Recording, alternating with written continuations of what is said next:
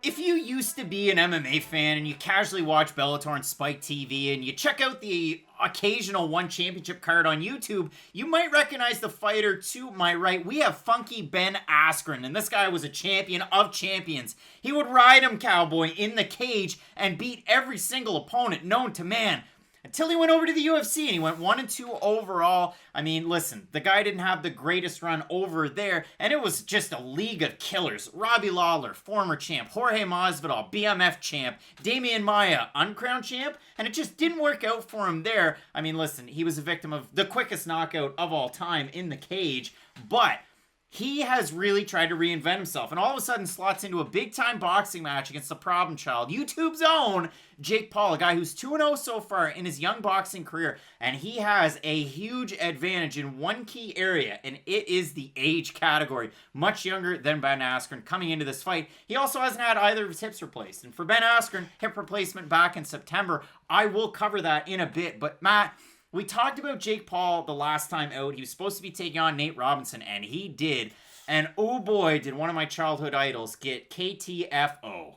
Yeah, that was a really bad performance by Nate Robinson in that fight. But here's the thing. I went back and watched the Nate Robinson fight hoping I would see something in that fight that I could somehow compare to Ben Askren, but this is my problem. I can't give you the best detail as to what Jake Paul's boxing is at, just because look at what he did against Nate Robinson. Nate Robinson, as a boxer, he wasn't really in that fight. And the weird thing for Robinson was, yes, in the pre-fight, he was hitting the gloves and all that stuff, but once he was really in the cage, let's be honest, Nate Robinson jumped a lot, and he just kind of... I don't even really want to use the term blitz because then I think about it like a Wonder Boy Thompson who does it effectively, but in effect, that's really what Nate Robinson was doing. And yes, I understand he was the much smaller guy in that matchup, and I know Ben Askren and Jake Paul physically will match up a little bit more similar that way. But I do think that Jake Paul's boxing, there's just such a big question mark next to it. I do know he has 2 professional fights, but I feel like I have a much better say on other guys who have 2 professional fights just because the level of competition that Jake Paul's fought, it's just been so... I just don't really know what to make of it. So if you look at his first fight, he took on Aneeson Gibb, fellow YouTuber. And Matt, we did a whole preview of that fight as well. It's kind of crazy. We're 3 fights into Jake Paul's career. We've already done 2 breakdowns, so fuck it. Let's get into the third one. But if we focus on that first fight, it was the same thing. I mean, Aneeson Gibb had trained with good boxing trainers over in England. But when he was in there, he was wonky. He was keeping his hands way out. He was nowhere near the level of technical boxer Jake Paul was. And when I say technical boxer, this is a guy with 2 pro fights. Now, he has dedicated himself to it. But when I talk boxing technique, and I talk MMA technique, as Corey Anderson would say, there's levels to this. There's big levels. I will tell you from Jake Paul, you do see some of the things that you like to see. You do see some fundamentals in there. And listen, I went through the quotables for this one. There was an article out there from Boxing Scene, notable publication, and they were talking to BJ Flores, who is Jake Paul's trainer. Listen, this guy went 34-4-1. He had a big loss to Tony Bellew. Sometimes that's going to happen. Pretty good Former champion, 21 knockouts in his career. So BJ Flores, a good guy to have in your corner. And if you look at Jake Paul too, I mean, he had the cannon Shannon Briggs in his corner before. Champ is here! But Matt, the Jadakiss references aside, BJ Flores went with this one. Jake has been sparring and training with top professionals for over 18 months now. Matt, if I had a little bit of money and I could take a pro fight, I could end up at American Top Team, or I could end up at one of the mega gyms that's not invite only. I wouldn't end up at Aruka Sport, but I could go to a major gym and train with other professionals. That means nothing. Yeah, that means nothing. Exactly. I could play one-on-one with LeBron James. He's so much better than me. I'm not learning anything because of that experience. And that's the thing about Jake Paul. I'm going to reference some of our MMA videos here, so just hear me out. I like to reference how every now and then in an MMA fighter, in an up-and-coming MMA fighter's career, they get to different fights, and it's kind of like a skill check for them, where they finally fight that wrestler, or they fight that guy who has great leg kicks. Just, they always have to fight those different fighters, and they have to get over that hump. Jake Paul has never faced the professional fighter's hump. Now, I understand that's a very big hump for a guy who has had 2 pro fights, but just hear me out. Jake Paul, and at least what everyone says about fighting, I shouldn't even say Jake Paul, but everyone says about fighting, no one's afraid of getting knocked out. What people are afraid of is being exhausted and not being able to defend themselves. Jake Paul's never been in that situation, and I'm sure his coaches are going to say, well, yes, he has been in that situation, but this is my problem. Jake Paul's been the most famous person in every room he's been in since a very young age, and the issue with that is that if you're Jake Paul walking into a boxing gym, yes, the people in there are primary boxers, but they're not going to go as hard as they possibly can on you because because, well, you're Jake Paul and they don't gain anything by knocking you out in the gym. If they hurt you in the gym, well, there's no cameras in most gyms, so he can make up whatever story he wants to. And since his platform's bigger, well, people are going to believe his side of whatever story it is. I think Ben Askren, all his game plan is in this fight is to make Jake Paul as tired as he can. And I know how Jake Paul came out and said, oh no, well, there's clauses in the contract that say if Ben Askren uses any MMA techniques, he will have to forfeit all of his purse. But this is my point. There is wrestling in boxing to a certain degree. It's not the full-blown wrestling Ben Askren's used to at the Olympic level, but there is some clinch work. There is some body-on-body contact. And in my mind, Ben Askren's going to make this fight terribly boring for about 3 rounds. 3 out of the 8 rounds.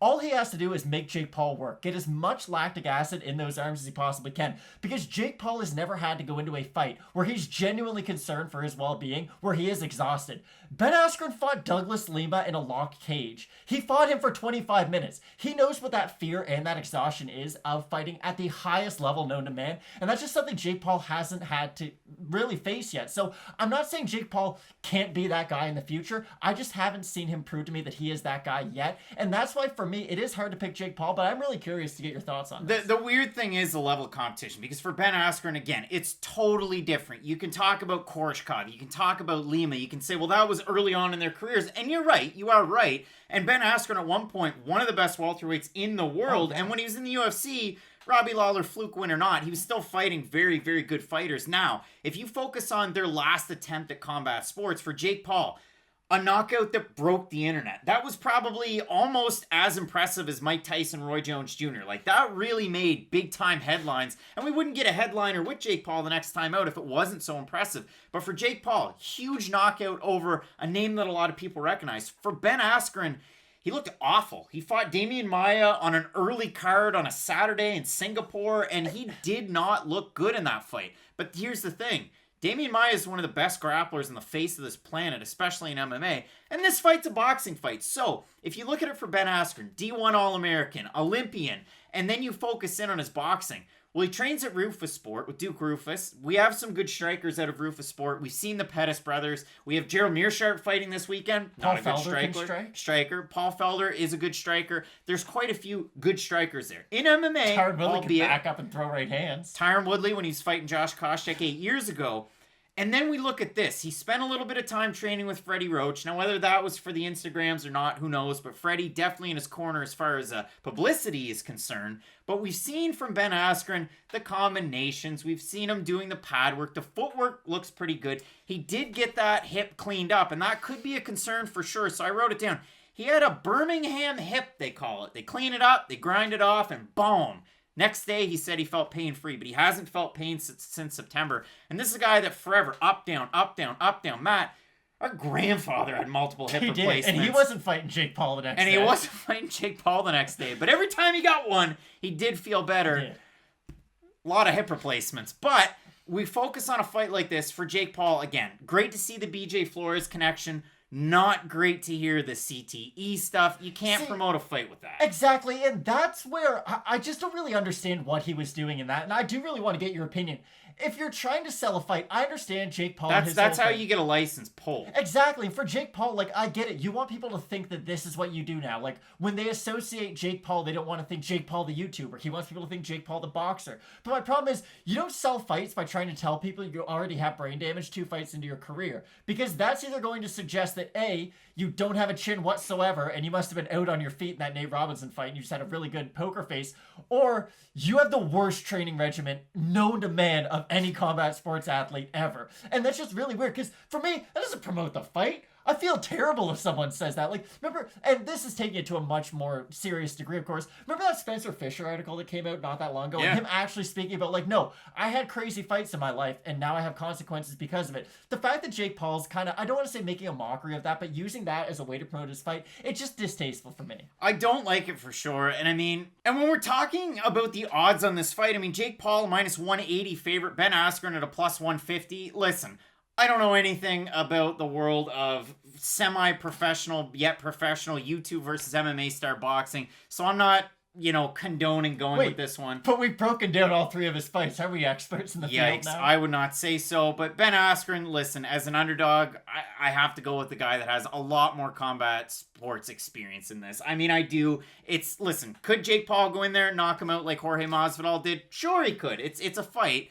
But I do see Askren playing the long game, wearing him out. You look at the first 2 fights in his career, they were both 6-rounders for Jake Paul. This one being an 8-round fight. I'm totally fine with Ben Askren's cardio going into this one. I'm going with the MMA guy that's been doing combat sports for a very long time over a guy who's been training hard for 18 months. So I'm going to quote Chael Sonnen. Chael Sonnen said that GSP was the first person ever who weaponized their pace. And I'm going to use that term to describe what Ben Askren has to do for his game plan. Weaponize your pace because, again, Jake Paul's been tired in his life. I'm sure he's run a race, and at the end of it, he was tired. But Ben Askren knows what it's like to not only be tired, but to be completely exhausted and still have to defend yourself against a highly, highly skilled fighter in the cage. That's an experience that you don't get until you have experienced it. Like, I don't know you have that until you do have that. So for Jake Paul, maybe one day he does have one of those fights where he gets dropped like Ryan Garcia, gets up and finishes the fight, and it proves to me, wow, Jake Paul really has what it takes. But I don't think that's going to be the case against Ben Askren. Both of us going somewhat maybe reluctantly with Ben Askren. We'll see what happens. But yeah, this one out of our wheelhouse. You let us know down in the comments below who you're going to go with